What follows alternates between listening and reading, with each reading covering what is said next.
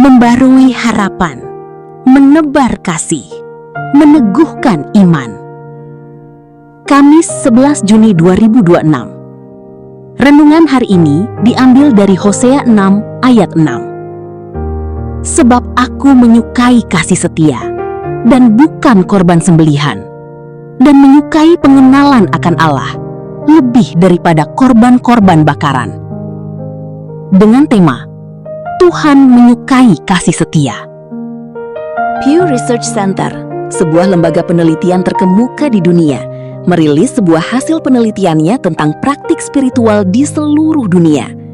Bahwa terdapat begitu banyak aktivitas keagamaan seperti berdoa, berpuasa, menyalakan lilin atau dupa, dan lainnya.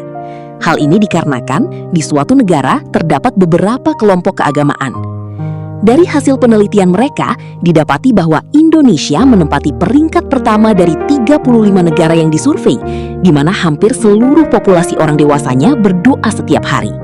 Didapati sekitar 95% orang dewasa di Indonesia rutin berdoa setiap hari, dan 99% rutin menghadiri tempat ibadah setidaknya sebulan sekali. Namun, bagaimana dampaknya kepada perilaku masyarakatnya? Sebagai contoh dengan perilaku korupsi, di mana Indonesia di peringkat 109 dari 180 negara yang disurvei secara global. Apakah rajin berdoa tidak cukup mengubah itu? Kitab Hosea pasal 6 merupakan salah satu bagian yang paling emosional sekaligus penting dalam memahami dinamika hubungan antara Allah, Yahweh, dan bangsa Israel, khususnya kerajaan utara, Efraim. Hosea bernubuat pada abad ke-8 SM, sekitar tahun 750 sampai 722 SM, sebuah periode yang dipenuhi ketidakstabilan politik dan kemerosotan moral di Israel. Terjadi perebutan kekuasaan yang brutal, di mana raja-raja saling membunuh untuk naik tahta, 2 Raja-Raja 15, dan juga ancaman Asyur, Asiria, yang sedang bangkit menjadi raksasa militer yang agresif. Ditambah lagi dengan praktik sinkretisme, di mana bangsa itu mencampur adukan penyembahan kepada Yahweh dengan kultus kesuburan dewa kafir, Baal. Bangsa itu menganggap bahwa dengan rutin beribadah, memberi persembahan hewan sembelihan, atau liturgi yang megah, mereka dapat membeli Allah.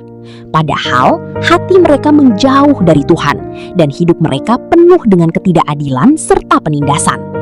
Yang Tuhan inginkan adalah kasih yang berkomitmen, setia pada perjanjian, dan mewujud dalam tindakan moral sehari-hari, keadilan, dan kebenaran. Tuhan juga menuntut bukan sekadar tahu secara intelektual, melainkan sebuah hubungan yang intim dan personal antara umat dan penciptanya.